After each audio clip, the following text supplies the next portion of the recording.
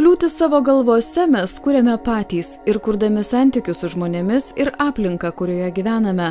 Laimiai daugumos pasaulėžiūrą keičia supratimas, kad pasaulis yra įvairus, o universalaus dizaino pildomos idėjos leidžia saugiai ir patogiai jame keliauti ir vaikui, ir senutei, ir mamai su kūdikiu, ir neįgaliam žmogui, ir svetimšaliui, ir tau.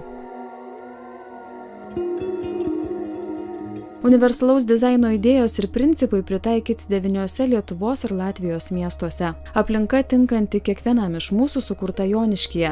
Saulės pagrindinėje mokykloje įgyvendinus projektą patogiau ir saugiau jaučiasi visa bendruomenė, daugiau nei 700 mokinių ir 34 protinę negalią turintys žmonės. Tai yra dienos užimtumo centras skirtas su vidutinė ir žymia protinę negalią turintiems vaikams ir kuriems virš 21 metų turi kompleksinę negalią, tai būtent šiai tiksliniai grupiai yra skirtas dienos užimtumo centras, trumpalaikės apsistojimo paslaugos ir trumpalaikė globa. Į suremontuotą antrą pastato aukštą galima keltis naudojantis moderniu keltuvu arba lipti specialiai pažymėtais laiptais. Mokykla praturtėjo universalaus dizaino idėjomis. Ryškios suderintos erdvės čia leidžia įsiminti kambarius, rinktis juos pagal nuotaiką, durys su ryškiais liečiamais numeriais.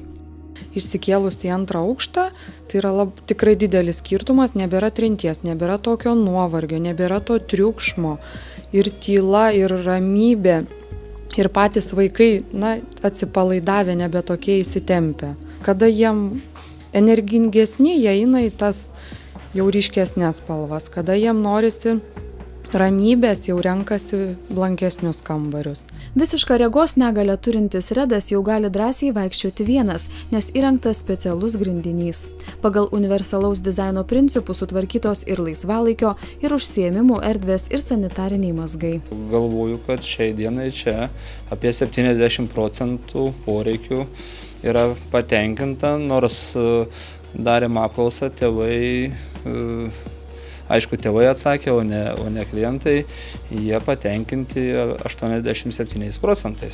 Labai džiugu, kad dar vienas aspektas, kad mūsų biudžetinės įstaigos ieško būdų, kaip mažėjant, sakykime, šiuo atveju švietimo įstaigų mokiniam, kaip išnaudoti patalpas, ir tai yra panaudojama puikia galimybė, kad šalia švietimo įstaigos būtų socialinė įstaiga. Žmonės su negalia čia gali gauti ne tik trumpalaikę nakvynę, maistą, bet ir laisvalaikį bei socialinių darbuotojų globą. Viena iš sąlygų būtų vidutinė ir žymus protinis atsilikimas su kompleksinė negalia ir būtų tai asmuo, kuris turi, ir lydinčio asmens apsistojimas. Patogi, saugi ir draugiška aplinka supa šiuos žmonės, kur jie bebūtų. Maudytųsi, praustusi, gertų arbatą, žaistų ar užsiimtų taip mėgstamą kūrybinę veiklą. Latvijos Lietuvos projektas Mano socialinė atsakomybė užsibrėžė ir įgyvendino daug tikslų.